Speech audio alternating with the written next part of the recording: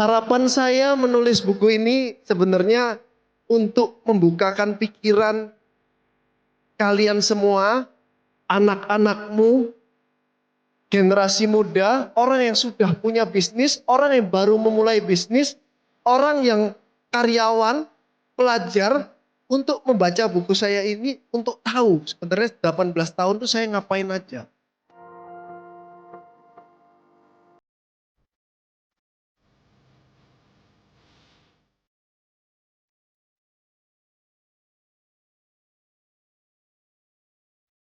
Okay, so welcome to the intimate session, game plan by Andrew Susanto. Boleh kita berikan tepuk tangan yang paling meriah untuk kita semua teman-teman.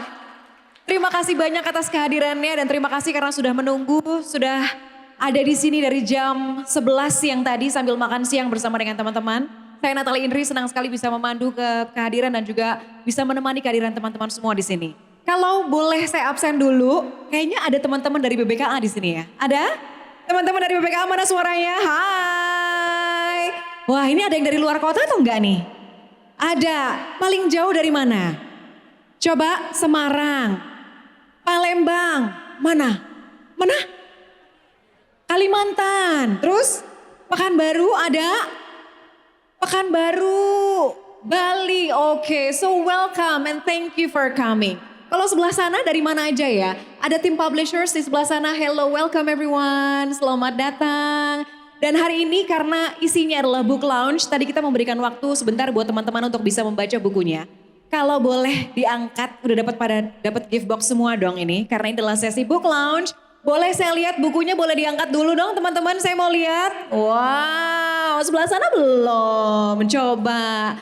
Hai, wow, oke. Jadi hari-hari ini kita ready ya, kita mau ada ngobrol bareng sama Ko Andrew. Kemudian juga kami sediakan sesi Q&A buat teman-teman semua. Dan juga ada sesi book signing buat teman-teman semua yang akan hadir di siang hari ini. Tapi sebelumnya saya ingatkan juga dulu kepada teman-teman untuk bahwa di ruangan ini tidak diperkenankan untuk merokok, vape atau IQOS ya teman-teman. Dan juga boleh merapat ke area stage kalau masih ada tempat duduk yang kosong.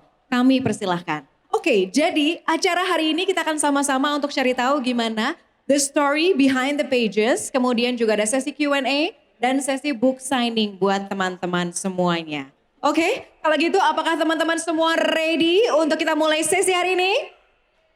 Sekali lagi apakah teman-teman ready untuk kita mulai sesi hari ini?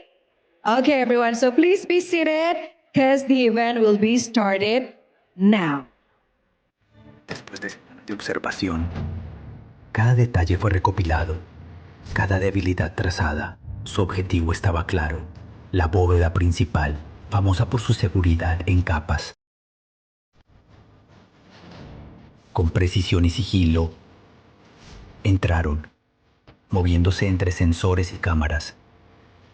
Su tiempo era limitado, pero su confianza era absoluta. Esa bóveda caería. Habían abierto bancos, museos, incluso fortalezas de hierro, pero esta noche se enfrentaban a algo diferente. No se movió, no se agrietó, ni un solo rasguño. Lo que pensaban que era una puerta resultó ser una pared de acero impenetrable. Y cuando todo se derrumbó, solo una cosa permaneció en pie: seguridad sin fisuras, inquebrantable, indestructible.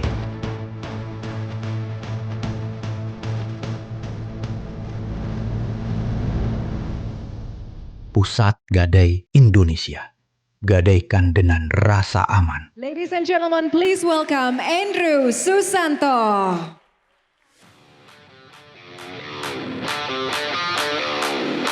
Hello, Ko Andrew, apa kabar?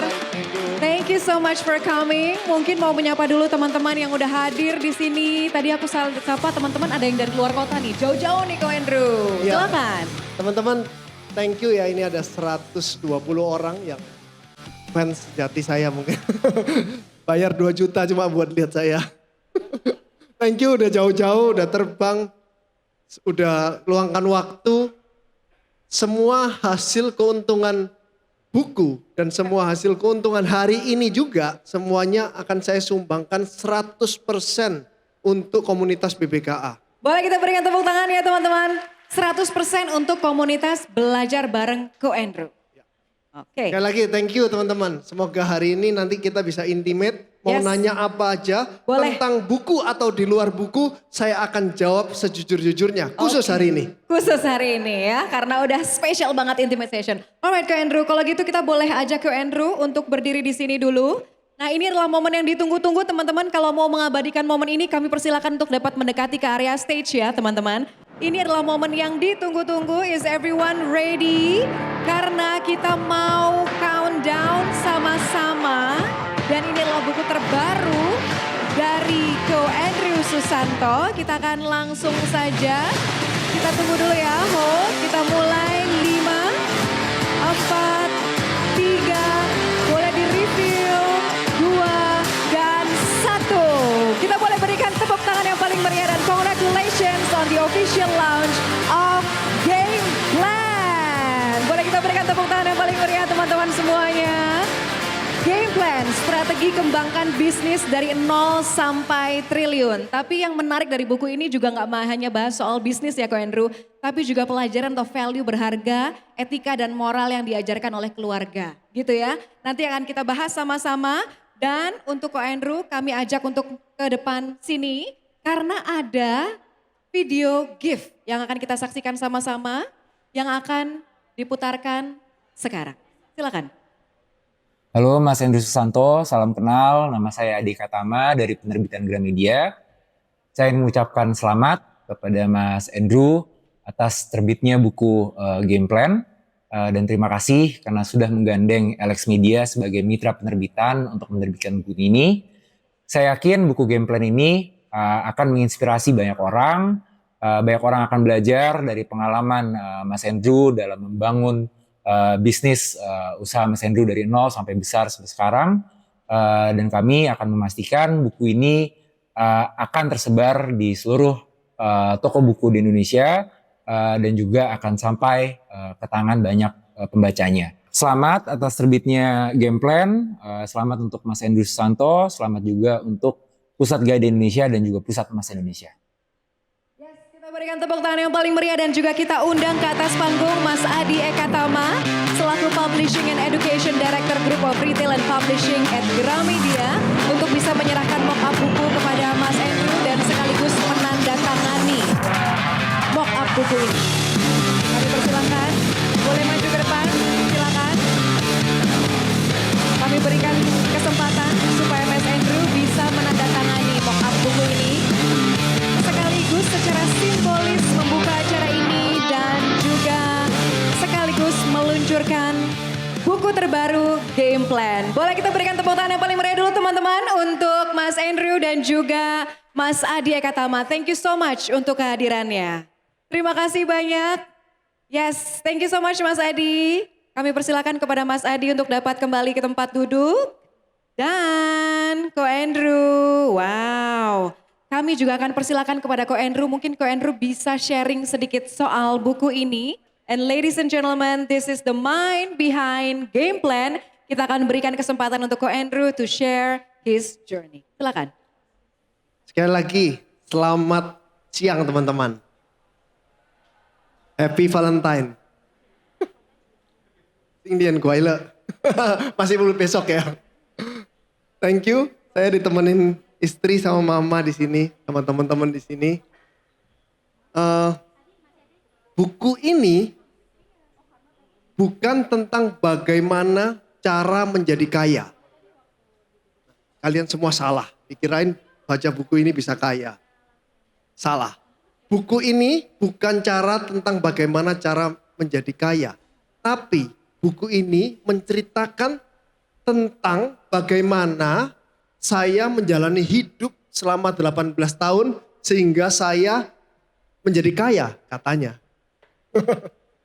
Jadi harapan saya menulis buku ini sebenarnya untuk membukakan pikiran kalian semua, anak-anakmu, generasi muda, orang yang sudah punya bisnis, orang yang baru memulai bisnis, orang yang karyawan, pelajar, untuk membaca buku saya ini untuk tahu sebenarnya 18 tahun itu saya ngapain aja.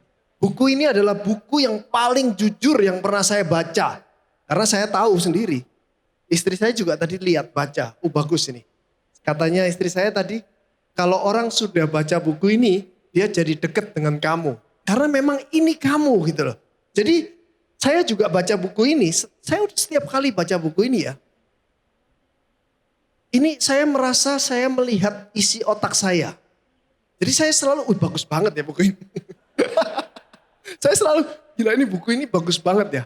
Jadi saya nggak peduli sih ini laku atau nggak laku. Tapi setidaknya orang yang beli buku saya ini, dia bisa tahu saya itu bagaimana dengan jujur tanpa ada polesan apa-apa. Jadi saya nggak terlalu peduli laku atau nggak laku. Kalau laku, bagus. BPKA ada uang bisa buat bangun sekolah lebih banyak, bisa ngajar orang lebih banyak. Kalaupun lakunya nggak biasa-biasa aja, juga nggak apa-apa. Duit saya banyak juga, saya juga bisa sumbang BPKA gitu. Tapi ya mudah-mudahan laku karena ini bukunya bagus. Bener-bener saya kasih tahu ke pembaca bahwa memang saya itu cari uang itu bukannya mencurahkan semua waktu saya untuk mengejar uang. Dan itu saya tulis semuanya. Kenapa kayak gitu? Terus sebelum saya punya uang, saya gimana hidupnya? Setelah saya punya uang, saya gimana hidupnya? Ke depan mau gimana juga saya tulis. Jadi diharapkan pembaca-pembaca begitu lihat itu bisa tahu dan bisa terinspirasi yang tadinya terlalu keras bekerja, lupa waktu, jadi tahu, oh saya terlalu parah ya cari uang terus ya. Buat apa gitu loh. Bahkan mungkin kalau orang yang terlalu fokus cari uang, gak dapat uangnya malah. Karena dia nggak ada keseimbangan dalam hidupnya gitu loh. Kayak contohnya lah kalau yang gampang investasi. Banyak banget kan di sini yang menyesatkan. Investasi biar kaya. Mana mungkin? Itu saya tulis di sini gitu loh. Investasi kok biar kaya. Kalau investasi bisa kaya utang aja buat investasi kan gitu kan. Saya utang dong buat apa? Buat beli emas. Supaya emas kalau naik saya kaya. Saya utang dong buat apa? Mau beli saham. Supaya sahamnya kalau naik saya kaya. Salah kan di situ. Itu saya bahas semuanya. Investasi untuk mempertahankan kekayaan. Cari uangnya di mana kan berbisnis gitu loh. Berbisnis, bekerja dengan baik, kumpul uangnya bingung buat apa, dipakai buat investasi. Itu saya ajarkan semua supaya orang-orang yang salah jalan, salah pengertian apalagi beberapa tahun di belakangan ini ya. Di Indonesia ini kan banyak banget literasi yang merasa dengan investasi itu bisa kaya gitu. Itu saya lumayan terusik dengan itu sih. Makanya saya selalu ada orang yang misedukasi, misleading, itu saya nggak bisa menahan diri untuk ngomong di podcast atau untuk bikin konten bahwa dia itu salah, yang benar tuh ini gitu. Entah hasilnya gimana, yang penting saya udah ngomong dulu dan itu saya tuangkan semua di buku gitu. Jadi mudah-mudahan dengan adanya buku ini nanti lebih menyebar lah karena banyak orang yang lihat podcast saya lebih kepingin juga nanti ada pasar baru orang yang bisa membaca buku di luar podcast itu gitu. Ini sedikit aja teman-teman. Kemenangan bukan kebetulan. Nah, ini ada 9 bab di sini dibagi dari bukunya. Nah, lulusan hukum. Sedikit dulu saya kuliahnya itu di UPH, saya itu ambil jurusan tuh dulu kalau kuliah itu boleh milih 2. Jadi kalau 1 nggak diterima, masuk di jurusan kedua. Sekarang masih gitu nggak ya? Iya masih ya, masih sama. Jadi dulu saya pertama milihnya itu hukum, kedua psikologi. Nah, kenapa hukum? Karena dulu saya sering nonton film yang di court itu merasa keren, jadi saya seneng aja. Tapi hukum merubah cara pandang saya terhadap dunia. Itu juga saya tulis di sini. Jadi dengan saya masuk hukum itu, bukan cuma saya ngerti hukum, tapi saya dengan ketemu orang, ngobrol sama orang, mendengarkan orang ngomong, ini nggak tahu ini jeleknya orang hukum atau bagusnya orang hukum. Kalau orang ngomong tanpa fakta, tanpa bukti, nggak masuk di kuping saya. Opini itu namanya. Itu bukan fakta, jadi nggak masuk. Ngomong kosong itu. Nggak, katanya dia itu anaknya ini, nggak masuk. lupa. 5 menit lagi saya lupa kamu ngomong apa. Tapi kalau ada buktinya, ada faktanya, baru saya anggap itu real gitu. Itu yang membuat saya lulusan hukum itu sampai sekarang itu kebawa Mas Yan. Di dunia bisnis juga. Jadi kalau karyawan ngomong itu apa, mana buktinya. Bahkan kalau sekarang karyawan tuh udah langsung, Pak ini Pak saya mau kasih lihat. Ini buktinya, datanya, makanya begini. Pak karyawan komplain Pak, libur lebaran kurang. Banyak banget nih saya sekarang. Buktinya ini Pak, oke gimana gitu loh. Kalau karyawan komplain tanpa bukti, iya Pak beneran ada Pak. Berapa yang komplain? Karyawan saya 10.000, yang komplain berapa? Gak tahu sih Pak. Itu gak bisa. Itu karena saya dulu kuliah hukum, jadi saya mau tahu. Oh ada 550 Pak yang komplain.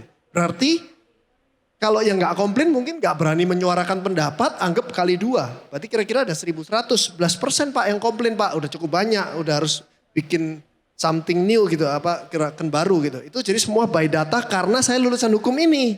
Jadi saya ada beradaptasi terus. Oke. Nah, Pusat Gadai Indonesia ini dimulainya tahun 2006. 2006 waktu itu saya ngambil tugas akhir skripsinya adalah tentang pegadaian dengan koperasi simpan pinjam dari aspek hukumnya. Saya lihat itu terus mulai Pusat Gadai Indonesia. Jadi mulai Pusat Gadai Indonesia itu dulu bareng sama almarhum ayah saya. Tapi waktu itu almarhum ayah saya nggak punya duit. Jadi berhutang. Hutang jaminannya apa? Jaminan itu sendiri. Jadi jaminan itu sendiri itu, tapi ini bawah tangan ya. Jadi jaminan itu sendiri dianggap sebagai jaminan ke yang minjemin gitu. Jadi kalau misalnya ada apa-apa, ya ini ditebus duitnya buat dia gitu. Kira-kira misalnya gampang lah satu orang pinjam saya 1 juta gitu kan. Terus orang ini minjemin saya juga 1 juta. Nah kalau saya nggak bisa bayar, oke begitu ini tebus berarti uangnya saya langsung kasih kamu. Jadi dia kan seolah-olah dia tidak ada resiko, makanya dia berani minjemin saya segitu banyaknya waktu itu. Tapi tetap karakter ya dilihat. Karena bisa aja kan ini saya nggak bisa bayar 1 jutanya langsung saya ambil tanpa saya kasih ke orangnya kan bisa. Jadi dia juga selain lihat kolateral dia lihat karakter juga. Itu yang membuat itu. Terus satu lagi lihat capital, cara bayarnya apakah ini menguntungkan atau enggak. Kalau menguntungkan baru berani orang minjemin gitu. Mas, ini juga saya bahas di bab 3 safe haven. Ya ini banyak orang salah tuh. Banyak banget orang yang WA saya, DM saya. Mas masih bisa naik atau enggak? Saya boleh beli enggak? Mana tahu saya. Ngapain? Saya tahu dari mana Mas bisa naik. Mana ada yang bisa tahu, mana ada. Kalau saya tahu, udah gak usah buka pusat emas, main future aja.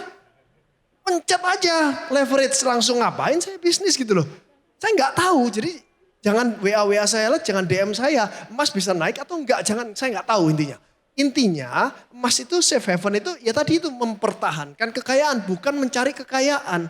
Jadi beli emas di sana saya jelasin satu-satu di situ, jangan ngawur gitu. Kok ini kayaknya udah naik banget nih Mas, bisa turun lagi nih kok, balik lagi nih. Takut nggak kok? Enggak, saya juga nggak tahu itu belum tentu. Semua yang kamu omongkan itu belum tentu. Emas 5 menit lagi naik atau turun itu kemungkinannya 50-50. Jadi nggak tahu. Jadi ini saya jelaskan juga kenapa seperti itu. Saya itu bukan dukun yang bisa meramal emas itu bisa naik atau enggak. Enggak kok. Buktinya Koko waktu itu masuk emas langsung naik. Berarti Koko ini sudah tahu kan emas bisa naik. Enggak. Saya kan main spread. Jadi di pusat emas.id itu kan main spread. Mau emasnya 1 juta, emasnya 2 juta, sama aja. Untungnya untung spread. Bukan karena keuntungan kenaikan emas. Kalau untung kenaikan emas ada, untung keturunan emas ada. Tapi spreadnya yang fix itu nggak bisa dimainin. Misalnya spread saya 5%. Terus waktu saya jual emasnya naik 2%. Untung saya 7. 5%. Terus emasnya turun 2%. Untung saya 3. Gimana kalau 5 terus naiknya 6? Berarti untung saya 11 kan? Gimana kalau 5 terus turunnya 6? Atau kemarin pernah turun 8? Berarti saya untung atau rugi? Rugi 1, nah terus gimana kok? Ya nggak apa-apa. Spread itu kan udah pasti. Kalau kenaikan sama penurunan emas itu kita nggak bisa tahu. Makanya bisnisnya itu bisnis spread saya. Bukan spekulan terhadap emas bakal naik atau turun. Itu yang saya jelaskan di sini. Safe haven itu, emas itu ini yang ngena banget nih. Apakah emas safe haven? Enggak. Safe haven itu adalah pada saat diversifikasi portfoliomu itu benar. Portfolio saya dari saya umur 21 kerja sampai sekarang saya umur 40 ya. 20 tahun portfolio saya selalu di atas 50% portfolio saya selalu fiat deposito atau bonds yang besok itu pasti naik. Nah ini sesuatu yang saya bisa bilang pasti. Kalau saya taruh bonds atau deposito, uang saya itu besok naik atau turun? Pasti naik. 0,00 sekian, pasti naik. Jadi saya nggak perlu mikir. Bangun tidur saya nggak perlu ngecek portfolio saya merah atau hijau. Saya nggak perlu, karena udah pasti hijau. Tapi sedikit banget. Sedikit banget hijaunya. Jadi saya nggak peduli itu sehingga saya bangun tidur saya mikirnya bukan portfolio saya mikirnya adalah bisnis saya. Gimana caranya nambahin portfolio saya itu. Itu yang saya lakukan terus. 20 tahun lalu sampai sekarang sampai 20 tahun ke depan. Dan seterusnya mudah-mudahan. Bab 4, nah ini saya menceritakan tentang pada saat COVID. Pada saat COVID itu orang bilang, wah kok Andrew enak ini. Banyak orang susah semua gadai handphone. Enggak, salah. Pada saat COVID, gadai handphone turun 45% omsetnya. Kenapa? Karena orang tahu dia pada saat gadai handphone saya nggak punya duit buat nebus. Akhirnya dia nggak gadai, dia jual.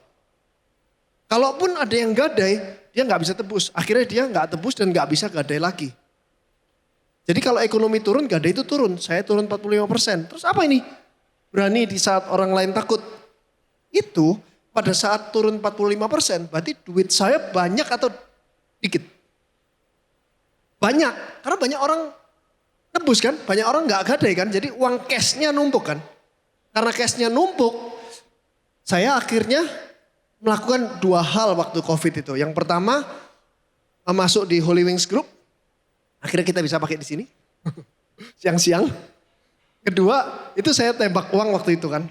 Yang kedua, pada saat COVID banyak warteg tutup, restoran tutup, banyak tempat yang tutup semua kan. Terus kalau banyak tempat yang tutup, dioper kontrak, itu saya buka PGI itu banyak banget waktu itu. Karena oper kontraknya bukan cuma ada banyak di lokasi yang bagus, murah lagi. Terserah kamu nawar berapa juga dikasih itu. Jadi ya nggak sengawur itu sih. Intinya murah lah dan bisa dapat tempat-tempat yang strategis. Nah saya berani waktu itu, soalnya saya waktu itu berkeyakinan bahwa COVID ini akan berakhir. Kalaupun nggak berakhir, ya udahlah susahnya juga satu dunia. Saya mikir gitu. Daripada saya taruh duit cash di bank terus, jadi saya ya udah saya gulung terus buat bisnis. Akhirnya pada saat COVID-nya berangsur membaik, saya mendapatkan lokasi-lokasi bagus yang dulunya saya nggak pernah bisa dapatkan. Nah itu di sini. Bab 5, prinsip bisnis saya. Nah ini udah mulai value. Saya mengejar value, bagaimana caranya. Ini juga saya dapatkan bukan dari awal saya berbisnis. Karena gak bisa dipungkirin orang umur 20-an baru mulai bisnis, pikirannya cuma cuan terus. Tanpa mikirin cuan saya ini merugikan orang lain atau enggak. Kecuali kamu sudah punya mentor di umur 20-an yang kamu bisa tanyain, oh itu gak benar dan kamu mungkin pertamanya nggak tahu, lama-lama ngerasain sendiri baru mulai bisa tahu di umur 20-an. Tapi untuk udah umur 35 ke atas itu sudah mulai tahu value mana yang benar, mana yang boleh dilakukan, mana yang untung tapi nggak boleh dilakukan mendingan nggak usah, itu mulai ada itu di situ. Ini banyak ini orang-orang yang saya mentorin. Banyak juga kesempatan yang hilang juga orang-orang di sini. Banyak juga dia menolak kesempatan ratusan juta miliaran yang menurut dia gede harusnya buat dia. Saya suruh tolak daripada kamu menyesal belakangan gitu. Karena itu adalah track record seumur hidup kamu kalau kamu ngambil uang itu. Jadi di sini juga saya bahas mana yang harus kamu ambil peluangnya. Mana yang belum kamu ambil tapi worth it untuk diambil. Dapatnya dikit kok. Enggak, jangka panjang dapatnya gede itu. Itu juga semuanya saya tulis. Bab 6, kalau hidup saya diriset dari nol, ini pertanyaan yang harus muncul kalau di podcast, kalau orang ketemu. Selalu gitu, kalau hidup Koko di-reset dari nol, emang ada, emang bisa ya? Emang mungkin di-reset dari nol gitu. Di-reset dari nol, tapi punya otak seperti Koko sekarang. Kayak ngayal banget itu. Ya kalau memang bisa ada kejadian gitu ya, pakai mesin waktunya Doraemon gitu ya. Itu ya pasti karena saya udah punya skill, terus saya proven, tapi saya nggak punya duit kan gitu kan.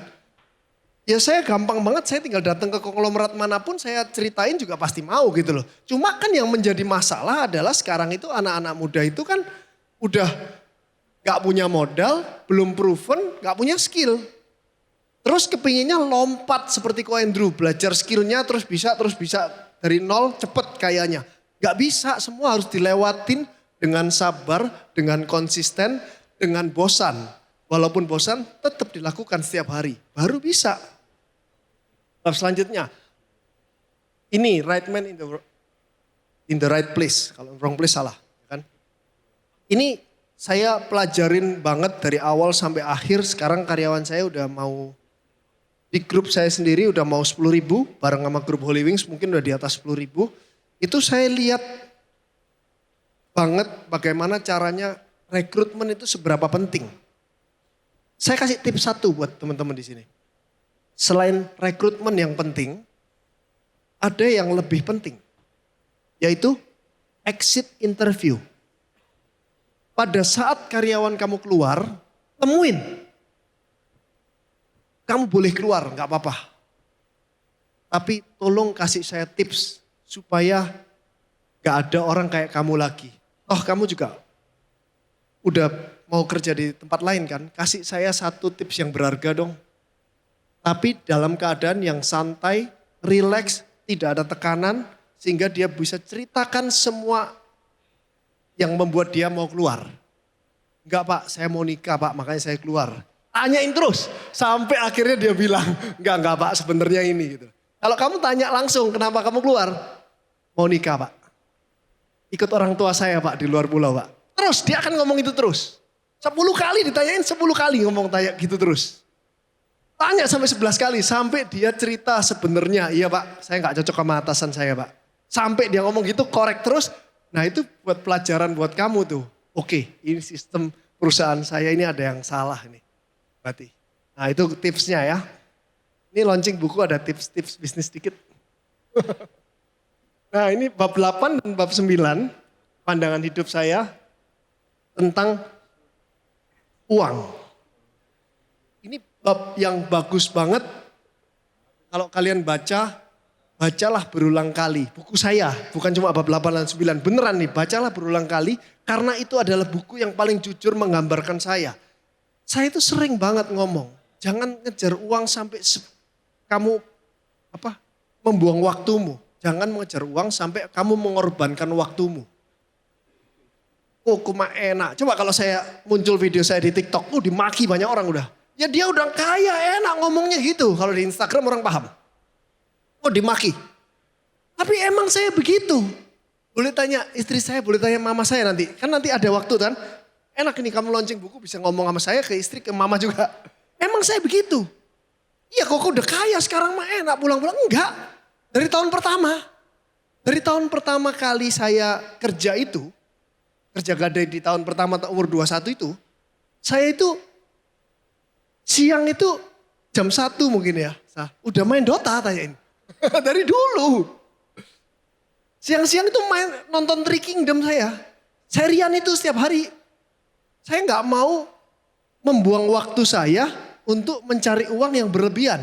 Tapi saya akan memakai waktu saya seefektif mungkin.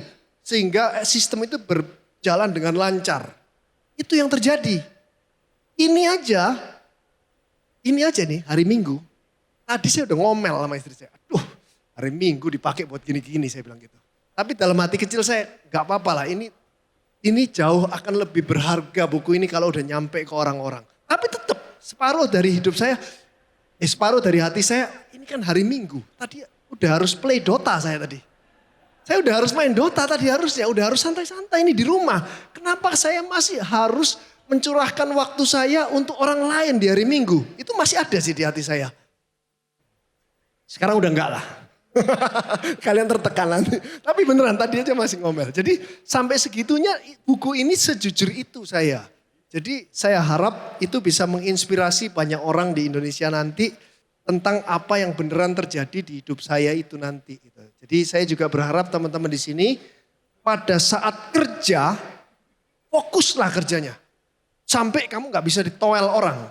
Sehingga kamu gak perlu banyak-banyak waktu untuk pada saat di jam kerja itu.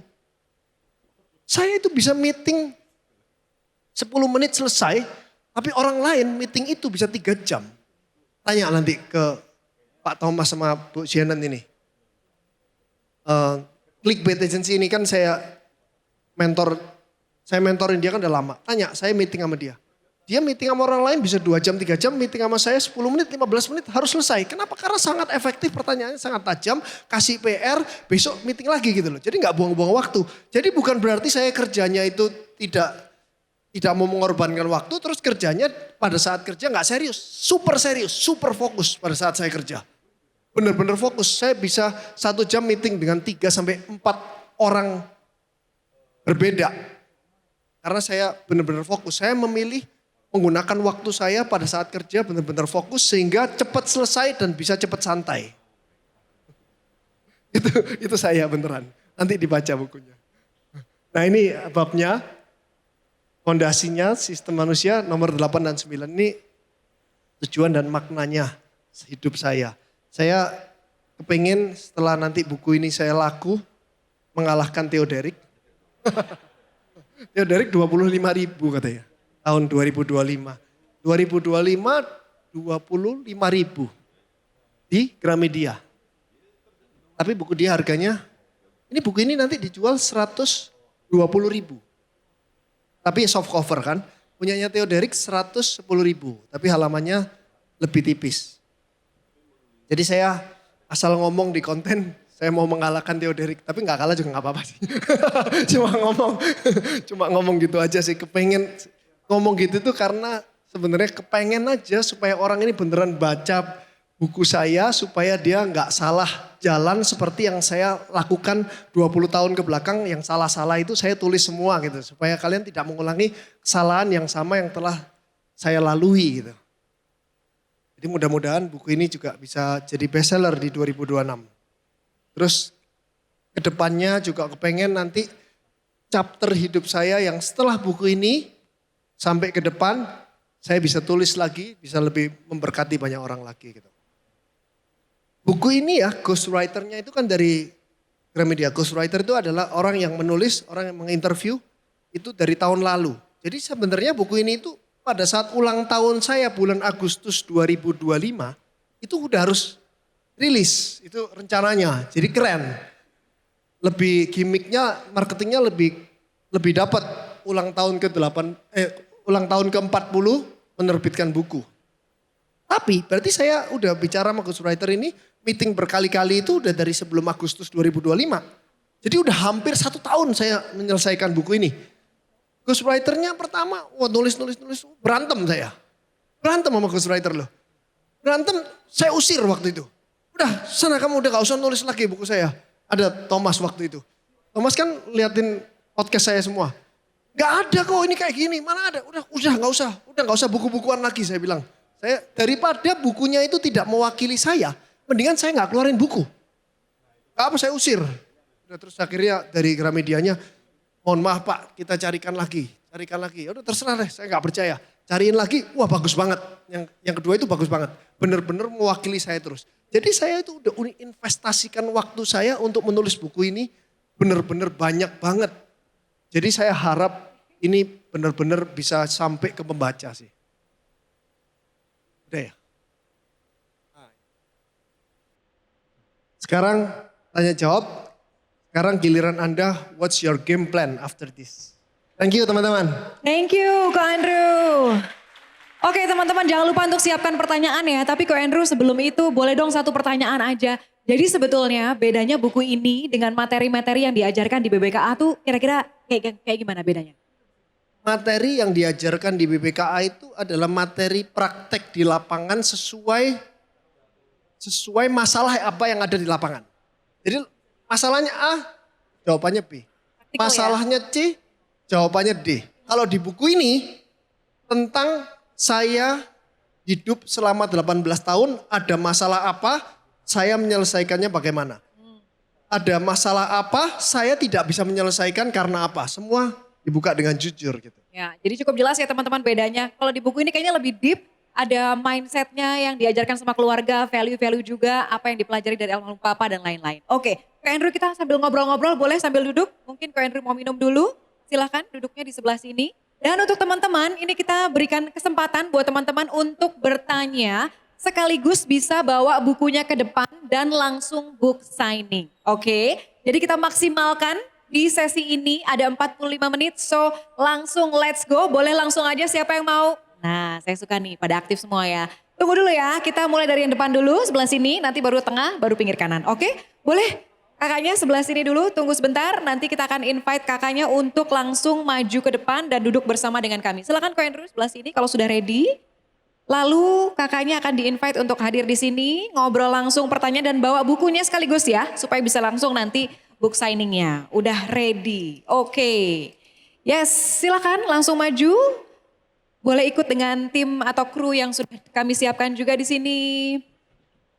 Nah ini senang banget nih kita bisa ngobrol-ngobrol langsung ya Ko Andrew. Boleh kenalkan dirinya dulu. Lalu dari mana? Boleh duduk, silakan. Boleh kenalkan dirinya dari mana dan mau bertanya apa. Silakan. Ya teman-teman selamat malam. Selamat siang. Maaf. Ya. Selamat siang dan perkenalkan saya Koh Kris dari Bandung. Bisnis saya terapi air atau fisioterapi di kolam renang kok. Ya langsung ke pertanyaan kok. Ini tantangan 2026 karena udah banyak banget sekarang udah mulai menjamur bisnisnya jadi kompetitor kan banyak kok. Terus kita mau saingan-saingan di service excellent karena game kita tuh gimana caranya customer experience di kita tuh ningkat. Tadi dengar cerita bahwa Ko Andrew di pusat emas saja itu bisa ngalahin service excellence-nya di Aston katanya kok, di Hotel Aston. Ini keren banget tuh. Nah, ngikutin dari awal sampai sekarang kok ada BBKA, ada jaket, ada bangun sekolah dan sebagainya. Ko Andrew tuh simple, mikirnya simple, efektif, tapi pas lihat dari buku kemudian semua programnya tuh selalu apa ya kok bukan inspiratif, kreatif thinkingnya tuh main. Nah gimana kok cara nyiptain satu model, satu program kayak gini atau bahkan satu hal yang memang beda dari yang lain. Itu sih kok. Caranya Uniqueness gimana tuh? Ya? Saya tuh lagi mikir kadang-kadang 2 jam terus mikir tapi gak pernah ada yang Gak jadi. pernah dapat. Gitu. Oke, silakan Ko Andrew. Uniqueness-nya ya. Caranya, ini Ko Kris ini pernah ke tempat saya di Senayan. Terus menterapi saya air. Jadi terapi untuk pinggang HNP ya. Ke kolam renang, di kolam renang 1 jam. Terus saya kedinginan jadi saya gak ngulang lagi.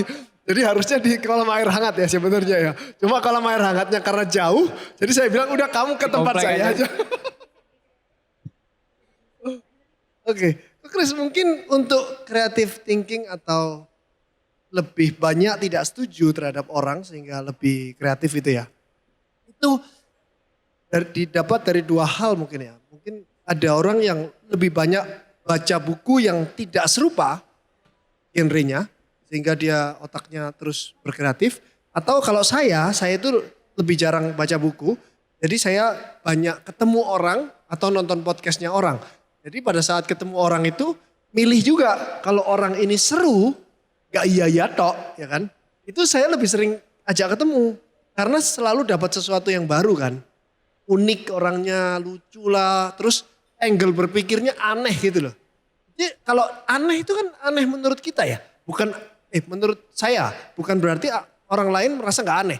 Kalau menurut saya aneh, artinya itu ada satu hal yang saya gak punya. Sehingga harus sering ketemu. Nah itu nanti akhirnya jadi kita lebih banyak tidak setuju dengan idenya orang lain. Sehingga itu muncul creative thinking itu kalau menurut saya, Bu Kris. Jadi gimana Kak Kris bisa dicoba ya nanti ya. Jadi semakin banyak menabung inspirasi dari ketemu orang atau baca buku dengan genre yang berbeda-beda. Mungkin sambil bisa book signing silakan kami persilakan ya untuk teman-teman. Nah masih buka nih pertanyaannya masih banyak lagi. Jadi sebelah sana dulu ya, sebelah tengah. Boleh kakak yang pakai kacamata boleh berdiri dulu? Ya, nanti kita gantian dulu ya. Akan dibantu oleh tim. Gimana yang tadi sudah baca bukunya, sudah sampai halaman berapa atau bab berapa? Sudah sampai bab 3 mungkin, bab 4 atau bab 9. Makin ke belakang rasanya makin personal ceritanya ya. Ada cerita juga tentang peran keluarga di dalamnya. Kemudian juga belajar dari kepergian almarhum papa dan lain-lain. Nanti kita bisa coba bahas sama-sama. Selamat datang, hai. Boleh lewat sini? Yes, silakan. Selamat siang. Boleh perkenalkan dirinya, dari mana, dan silakan pertanyaannya. Salam kenal, aku Kevin. Halo Kak Hai. Andrew. Aku pengen nanya, kalau boleh ada 2 atau 3 pertanyaan, tapi quick mungkin ya. Ya, Oke. quick, maksimal 3 ya. Jadi kan Ko Andrew kan pernah sharing, aku pernah dengar di podcast juga. Sebenarnya industri Ko Andrew tuh, bahkan Ko Andrew pernah bilang itu boring company sebenarnya, boring industry gitu ya. Aku puji syukur mulai karir dari nol, puji syukur sekarang udah lumayan Ko Andrew. Cuman masih muda ini kadang ada titik boringnya Ko Andrew. Terus di sisi lain anak-anak muda lain tiba-tiba muncul di media sosial 100 triliun, 1 triliun, 100 miliar gitu ya. Pernah nggak dalam masa perjalanan Ko Andrew kayak hati kecil ya, apa gue coba hal baru apa enggak? Aku jadi lagi dilema. Dengar Ko Andrew bilang fokus gitu kan. Masih sih aku masih lihat bisa industriku tuh bisa berkembang berkali-kali lipat lagi. Tapi Oke. kayak apakah kita coba hal yang lain sedikit-sedikit Yes. apa fokus terus Ko Andrew? Itu Baik. pertanyaan pertama Ko Andrew. Langsung pertanyaan 1, 2, 3 kita tampung dulu Oh, aja iya, ya. oke. Biar nanti jawabnya bisa elaborate ya. Yang nomor Silakan. 2 tadi kan Yang Ko kedua? Andrew ternyata luar biasa kan. Sejak awal Ko Andrew tuh bukan uang nomor 1 gitu kan. Tapi gimana Ko Andrew kan di awal kita masa berjuang kan biasa kan untuk bisnis kan waktunya banyak gitu ya. Terus pertanyaannya pernah nggak ada teman-teman Ko Andrew dulu kayak akhirnya Ko Andrew misah gitu. Yang lain masih main Ko Andrew kerja terus. Terus gimana sekarang balik temenan lagi apa udah punya teman yang baru? Mungkin kedua itu. Yang ketiga aku pengen ngomongin personal branding sih. Kayak kalau kita yang belum tanda kutip muncul ke publik gitu ya. Aku sekarang udah mulai personal branding, udah lumayan juga gitu. Apakah kita mesti terus-terusan sampai atensinya bisa seperti kayak Ko Andrew, mungkin teman-teman yang lain. Apakah itu sepenting itu apa tidak? Itu sih 3 pertanyaan itu aja Ko Andrew. Thank you. Silakan yang pertama ini coba hal baru atau fokus, kemudian pertemanannya seperti apa, dan Oke. personal branding. Silakan. Yang pertama, jadi sekarang banyak orang 100 triliun dan 1 triliun itu kan ada yang nyata ya. Jadi bukan berarti fiksi loh, ini beneran. Saya pernah bilang, kalau saya lihat orang dapat triliunan atau miliaran dalam waktu cepat, saya akan selalu iri dan akan terus iri dengan mereka. Sampai ke depan, saya juga akan selalu iri dengan mereka. Tapi saya nggak akan tiru mereka. Karena mereka itu mengorbankan ketenangan hati. Di saat mereka bisa dapat suatu angka yang fantastik di waktu yang cepat. Di saat itu juga mereka meresikukan semua hartanya di waktu yang cepat itu. Jadi ya saya akan selalu iri. Tapi saya akan selalu nggak berani. Gitu. Itu saya.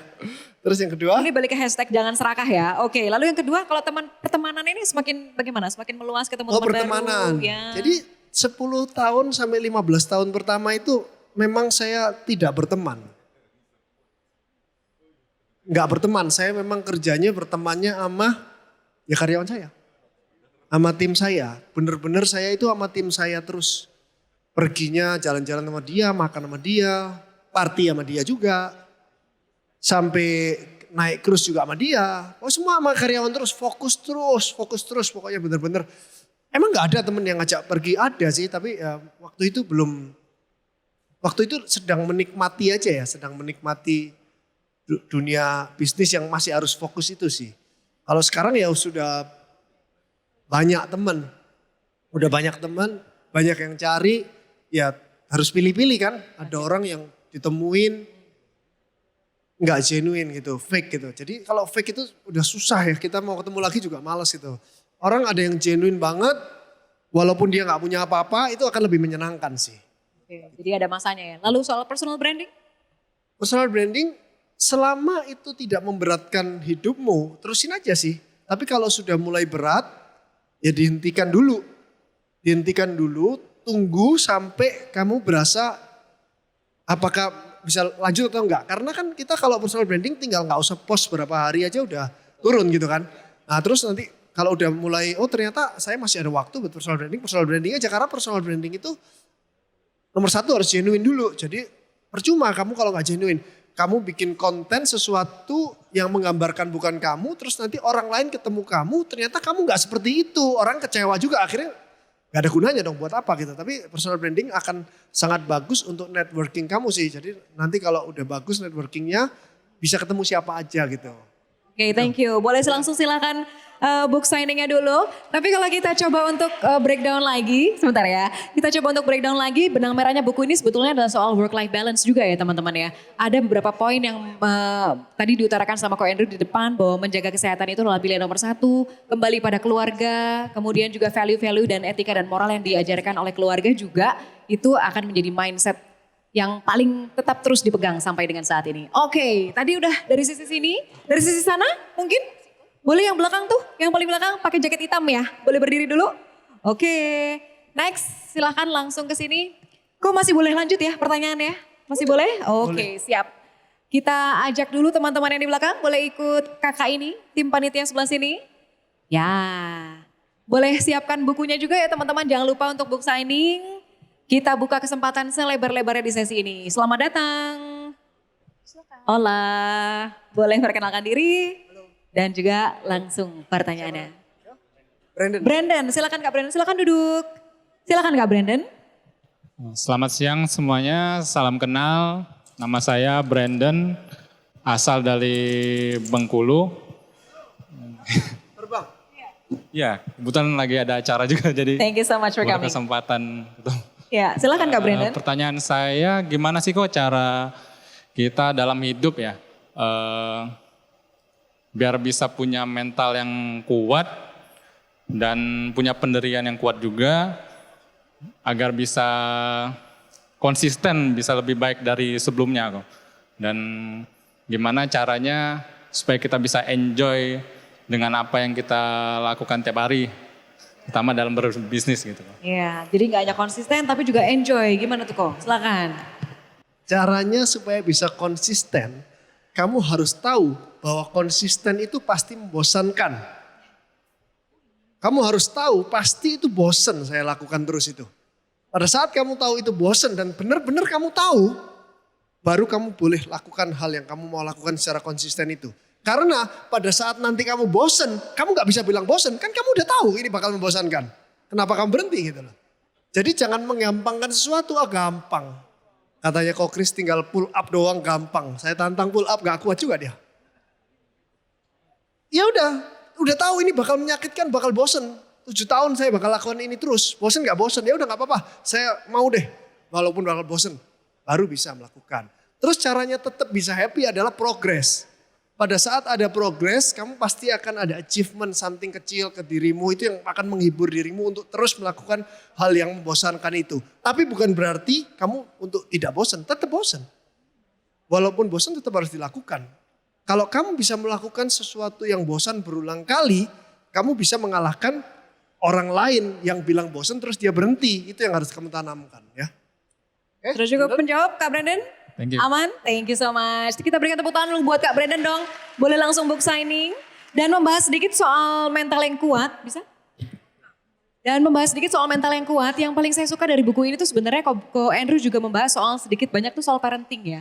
Jadi membahas di bab 8, ada satu hal yang sering ditanyakan orang. Bagaimana anak dari keluarga yang sudah serba ada bisa punya fighting spirit. Nah di situ cerita tuh. Karena saya juga punya anak perempuan, jadi diceritakan sedikit soal itu ya Ko Andrew. Bagaimana cara mengajarkan anak bisa punya fighting spirit, nah itu juga ada di dalam bukunya. Jadi selain membahas soal bisnisnya, juga work-life balance-nya dalam keluarga dan lain-lain juga dibahas gitu ya. Jangan lupa beli nanti kamu. Yes, oke. Saya sudah baca ini sampai habis. Oke ya. Jangan lupa beli. Iya, oke. Jangan lupa beli. Ya, sebelah sini. Yang cewek aja.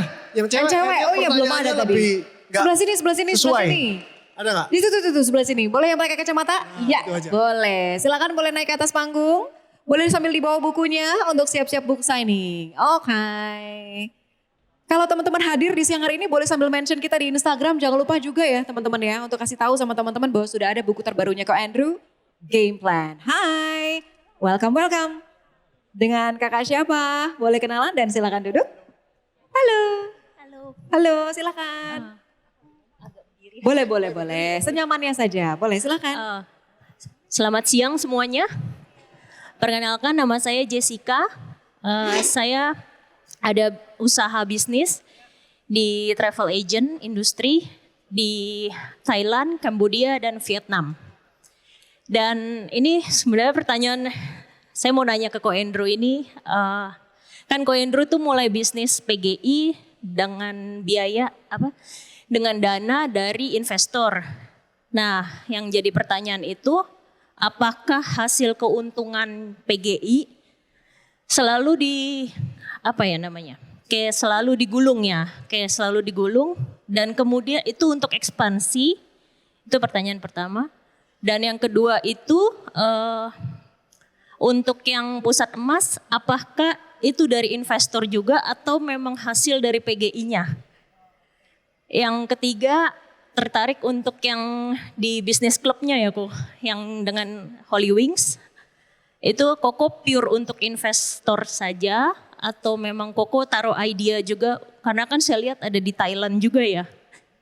Dan akan ke negara lain juga. Sekian sih Ko. Terima kasih Kak, silakan boleh langsung nih. Pertanyaan pertama tadi dari soal PGI ya. Yang pertama, Keuntungannya apakah selalu digulung untuk ekspansi? jadi PGI tidak memakai investor, salah.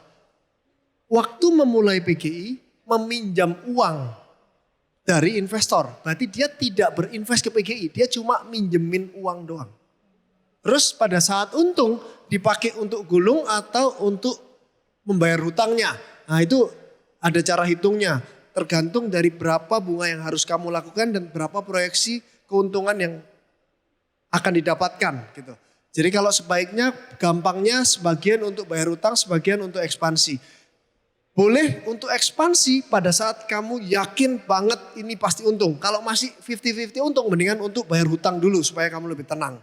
Gitu. Terus yang kedua? Yang kedua, pusat emas itu dari investor atau PGI juga? Pusat emas dari PGI.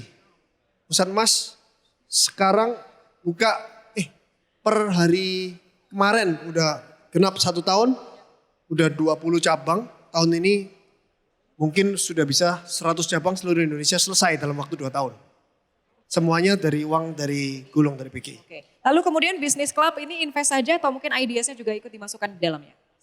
Ini di Holy Wings saya cuma sebagai komisaris, jadi saya cuma mengawasi pada saat meeting, saya cuma lihat uangnya dipakai buat apa, uangnya untung atau enggak, rugi atau enggak, gimana caranya tahun depan supaya bisa untung, gimana caranya supaya tahun depan tidak rugi lagi. Ya sebagai komisaris saya hanya mengawasi, tidak ikut dalam operasional sama sekali. Jadi dia kalau mau buka di Bangkok, di Korea, dimanapun, saya juga nggak ikut campur secara operasional, cuma secara hitungan angkanya aja. Itu. Sudah cukup jelas, aman. Kalau gitu boleh langsung silakan book signing dulu. Dan iya beberapa hal juga dibahas lengkap di dalam buku ini ya teman-teman. Di chapter 2 kalau teman-teman bisa baca lebih detail ada itu judulnya adalah Pusat Gadai Indonesia berawal dari utang 100%. Termasuk juga titik terendahnya PGI juga diceritakan dalam buku tersebut. Oke, siapa nih berikutnya? Sebelah sini, ladies dulu ya. Nanti baru kita kembali ke. Yes.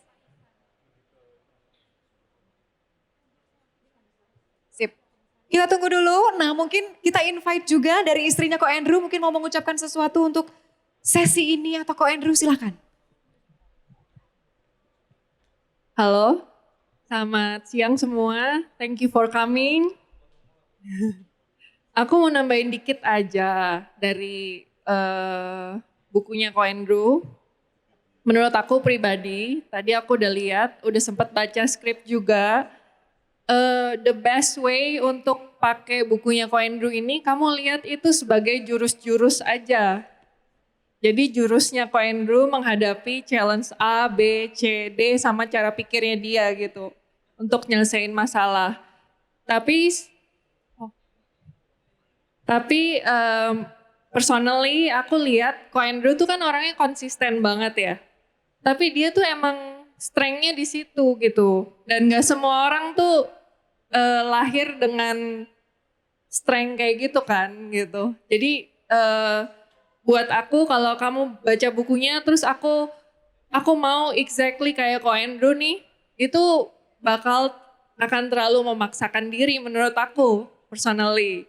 Jadi cara terbaik tuh kamu lihat jurus-jurusnya aja mana yang cocok sama kamu pakai, yang gak cocok atau nggak efektif ya nggak usah digunakan gitu loh. Jadi misalnya kalau kamu orangnya memang risk taker, ya kamu ambil sedikit nih sisi amannya Ko Andrew, dan kalau kamu ngerasa jago di ngambil risk, ya kamu bisa berkembang di situ gitu loh.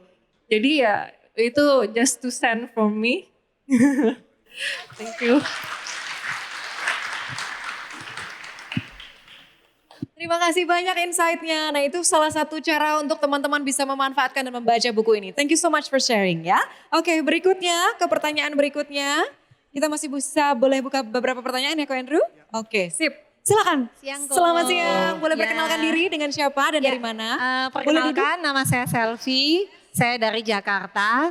Jadi sekarang saya baru mulai entrepreneurship sebagai kontraktor AC. Saya punya pertanyaan untuk Ko Andrew. Yang pertama tentang build relationship dengan karyawan. Bagaimana bisa nggak Ko Andrew kasih saya tips untuk build relationship dengan karyawan yang mungkin memiliki gap usia, gap pendidikan, bahkan gender yang berbeda. Apalagi kalau bidang saya di bidang konstruksi yang banyak berhubungan dengan, saya kan perempuan ya. Saya berhubungan dengan teknisi, dengan tukang. Nah itu build relationship untuk bisa dekat dengan mereka, mereka aja sama saya sudah segan. Bisa nggak kasih saya tips kok? Terus yang kedua, tips untuk rekrutmen. Pertanyaan apa atau bagaimana cara Ko Andrew bisa melihat atau memutuskan untuk menerima karyawan tersebut? Nah, kemudian yang ketiga, situasi ekonomi kan sedang sulit. Banyak orang bilang sekarang lagi musimnya hold spending. People itu katanya buy sesuatu adalah buy emotion. Kita ini mau service of excellence kok. Tapi kalau kita mau bisnis kita mau kasih service of excellence itu came with cost. Otomatis saya nggak bisa jual murah. Bagaimana caranya customer bisa willing to pay while layanan yang kita jual ini mungkin nggak seseksi nightclub. Ya, oke. Thank you so much. Oke, langsung ke pertanyaan pertama tadi, build relationship dengan karyawan yang beda generasi dan profesi dan lain-lain. Build relationship ini memang challenging, apalagi kalau beda genre cowok dan cewek ya. Ini benar-benar harus sangat hati-hati. Kalau cowok dengan cowok mungkin lebih gampang. Nah, tapi bukan berarti cowok dengan cewek dan cewek dengan cowok itu gak bisa. Itu sangat-sangat bisa. Cukup dengan small gesture aja. Misalnya contohnya Selvi. Kamu tahu ini karyawan ini tuh sukanya apa gitu misalnya. Dia suka melakukan apa gitu. Atau suka pergi ke mana gitu sama keluarganya dia atau apa gak tahu lah ya. Atau suka ngerokok atau apa kita nggak tahu. Small gesture kamu tinggal kasih dia misalnya reward untuk liburan kemana hotelnya dibayarin. Atau kasih gift apa gitu, cuma kasih doang. Jadi bukan berarti harus makan sama dia. Itu kalau dia terima walaupun itu anggap misalnya cuma rokok gitu ya. Saya nggak menyarankan rokok lah, saya kepikirannya itu. Cuma 30.000, tapi kalau itu dari kamu, itu akan membekas di hatinya seumur hidup dia. Gila bos saya sampai segitunya gitu loh. Itu build relationship sih menurutku. Gak harus kamu ngajak makan, gak harus gitu sih. Nah jadi benar-benar kalau mau build relationship harus tahu anak buahmu itu siapa dan perlunya apa dan dia sukanya apa. Sehingga kamu akan gampang gitu. Lalu tips rekrutmen bagaimana meyakinkan atau Rekrutmen ini pertanyaan emang apa selalu gitu ya? susah. Ya pertanyaan apa yang mungkin disampaikan gitu ya dan bagaimana Atau bisa cara yakin. menjawab apa yang mungkin Ko Andrew kalau dia jawabnya begitu, oh saya pasti nggak mau rekrut dia. Ada nggak kayak gitu kok? Rekrutmen itu akan selalu susah, tapi ada pertanyaan-pertanyaan yang harus dilontarkan itu udah ada pakemnya kan. Pakemnya itu biasanya suruh orang HRD sih biasanya. Kalau pakemnya kan banyak tuh, tinggal carilah di ChatGPT. Kalau pakemnya misalnya sebelumnya pernah kerjanya pindah-pindah atau dulu setia itu kan udah ada semua lah, scoringnya itu ada lah. Nah itu harus lewat dulu antara scoring itu baru mulai ke kamu. Kalau udah gak lewat udah gak perlu ke kamu gitu. Tapi kalau belum punya HRD berarti kamu yang harus nanyain itu. Begitu itu gak lewat scoring ya udah gak usah tanya-tanya lagi, kamu buang waktu gitu loh. Begitu sudah lewat baru mulai pertanyaan-pertanyaan yang tidak ada dalam pakemnya itu. Contohnya misalnya cari teknisi kamu. Tanyain, kamu kasih tahu sesuatu yang saya gak tahu tentang masang AC ini dong. Dia bisa cerita atau enggak gitu, itu udah mulai ke skill gitu. Tapi bukan berarti rekrutmen dengan pertanyaan kamu yang interviewnya sudah dalam dan benar, dia pasti bagus. Enggak, itu baru 40%. 60%-nya pada saat probation 3 bulan kerja di kamu, ini kamu saatnya meluangkan waktu untuk melihat kinerja dia. Kalau kamu punya struktur organisasi layering, berarti atasannya harus meluangkan waktu dan report ke kamu. Tapi kalau kamu masih nggak punya layering, itu langsung di bawah kamu, ya kamu harus tiap hari ketemu dia, nanya. Terus yang paling penting lagi, pada saat kamu sudah lihat dia ternyata jelek, jangan ditoleransi. Karena rata-rata orang itu adalah mentoleransi. Karena sudah repot kan, udah rekrut, udah yang ngelamar ada ratusan, cuma dapat 1. Terus lainnya bagus, jujur, cuma gara-gara ini masa saya pecat. Terus besoknya ketemu lagi, cuma gara-gara ini masa saya pecat. Akhirnya cuma gara-gara ini banyak banget, ditoleransi terus. Sampai lewat 3 bulan, 6 bulan, 9 bulan, 1 tahun kamu kesel akhirnya kamu pecat. Lebih mengecewakan dia lagi. Loh kalau kamu memang gak suka saya, kenapa gak waktu probation kamu langsung keluarin aja, kenapa kamu terima gitu loh. Itu adalah toleransi yang tidak boleh dipunyain, udah gak boleh toleransi. Justru kamu memecat atau tidak menerima dia itu adalah bentuk toleransi yang paling besar daripada kamu sudah terima, dia udah nyicil motor terus dipecat, motornya ditarik gitu. Jadi menetapkan batasan-batasan itu juga ya. Oke. Lalu kemudian sekarang di masa sulit nih, Ko, bagaimana caranya supaya orang-orang tuh willing to pay for the best service yang kita punya gitu ya misalnya. Oke. Ini kalau ngomongin service excellence itu pasti harganya tinggi ya. Jadi harus cari klien yang tepat.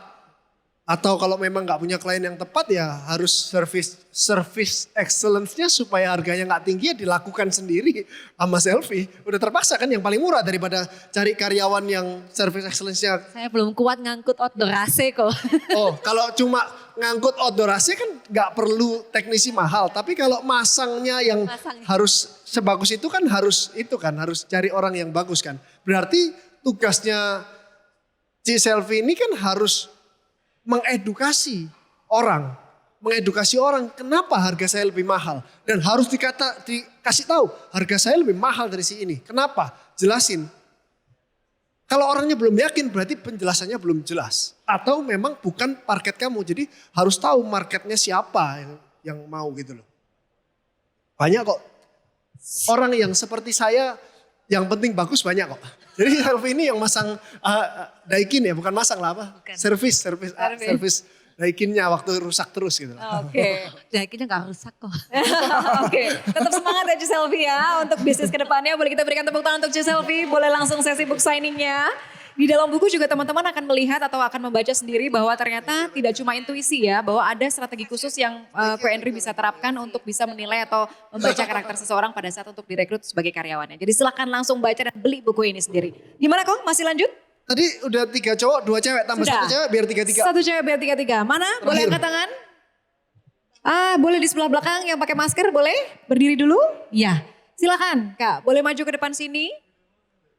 Boleh bawa bukunya langsung ya, karena akan langsung book signing. Yes. Kita masih punya kesempatan nih buat teman-teman yang sudah baca bukunya, barangkali boleh langsung mention kita di social media dan kasih tahu teman-temannya bahwa sudah ada buku terbaru dari Ko Andrew, judulnya Game Plan.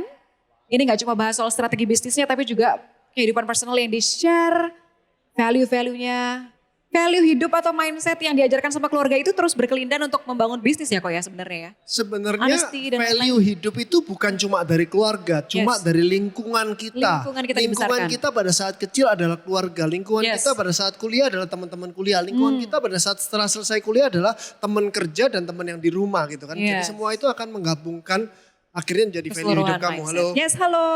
Selamat siang. Boleh silakan duduk biar nyaman dulu. Berdiri aja ya. Boleh, boleh. Perkenalan dulu dengan siapa dan dari mana? Perkenalkan, nama saya Novita Dwi Susanti. Kak Saya Novita. dari Wonosobo, Dieng, Jawa Tengah. Selamat datang. Silakan Kak Novita.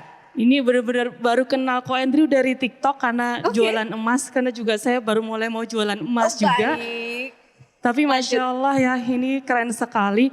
Yang saya tanyakan bukan permasalahan di bisnisnya. Tapi sebenarnya kan saya perempuan nih. Ya. Yang saya tanyakan bagaimana nih Koko itu bisa mood terus bekerja dan bagaimana peran istrinya. Karena kesuksesan orang yang sudah berumah tangga pasti ada di belakang, ada mamahnya, ada istrinya yang luar biasa. Nah, itu bagaimana cara menjaga mood tuh biar ketika bekerja tuh selalu moodnya baik, apalagi dengan istrinya kayak gitu. Kan saya perempuan, jadi biar Koko itu moodnya baik, jadi bekerjanya tuh semangat terus optimis kayak terus gitu ya. kok. Oke, baik. Gitu. Itu saja pertanyaannya, silahkan langsung dijawab kok. Oke, jawabannya bagaimana cara membuat saya supaya setiap kerja mood saya selalu apa? Baik terus. Gak bisa.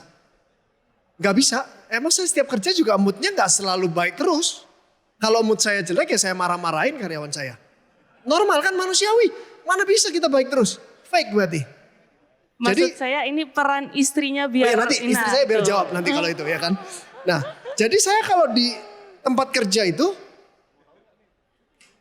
orang kalau mau ngajuin ya saling ngomong di belakang, moodnya Pak Andrew lagi gimana? Oh jangan hari ini deh. Ini bukan berlaku di perusahaan saya doang. Bukan di Indonesia doang, di seluruh dunia. Gak ada orang punya mood baik terus itu. Jadi ya normal aja. Jadi pada saat baik ya mereka akan ngajuin yang aneh-aneh. Jadi jangan terlihat terlalu baik. Kalau peran istri. Boleh atau dari Ko Andrew dulu deh. Nanti mungkin tambahan ya. Jadi nanti istri saya itu selalu lebih banyak ngomong, kamu jangan kebanyakan kerja. Oh gitu. Jadi saya disuruh kamu kalau ke Bali itu seminggu aja jangan kerja katanya. Oh. Jadi di Bali kalau sambil kerja lihat pusat mas nggak usah katanya. Kamu liburan aja katanya. Ada yang mau ditambahkan mungkin barangkali? Silahkan kami berikan kesempatan. Mungkin sambil boleh berdiri ya.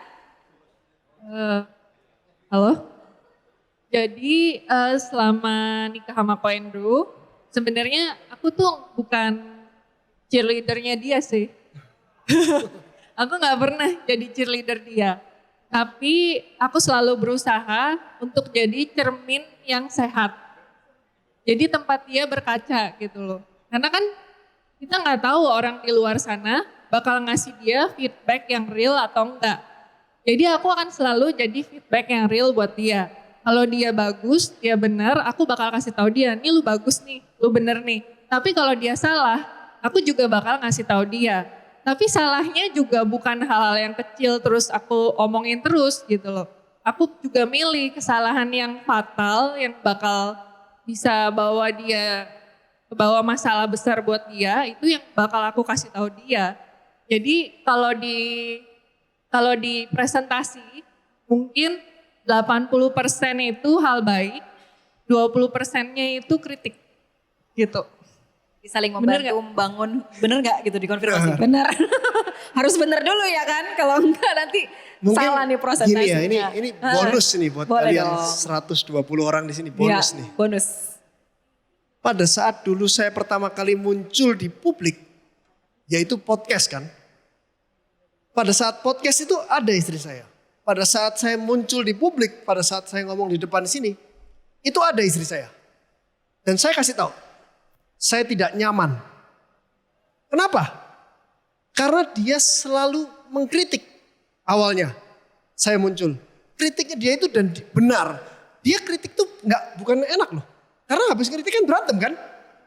Dan rata-rata kan istri kan, udahlah gak usah dikritik lah daripada berantem gitu, biarin aja kan. Jadi kalau kalian lihat podcast saya pertama dan public speaking saya yang pertama dibandingkan dengan sekarang, itu jauh beda itu karena istri saya. Istri saya menuntut saya untuk menjadi genuine. Apa yang kamu lakukan, apa yang kamu kerjakan, kamu omongkan gitu loh, integrity. Pada saat kamu gak mood, kasih tahu gak mood. Kasih lihat sisi manusiawimu. Itu yang orang pengen denger. Terus-terusan dia ngomong untuk awal-awal dulu mungkin 2 tahun pertama ya. 2 tahun lalu ya. Pertama terus. Sampai sekarang kalau saya public speaking, saya podcast, terserah ada dia atau gak ada ya. Udah gak ngaruh lagi buat saya. Dia mau ikut, sekarang ikut juga gak ngaruh.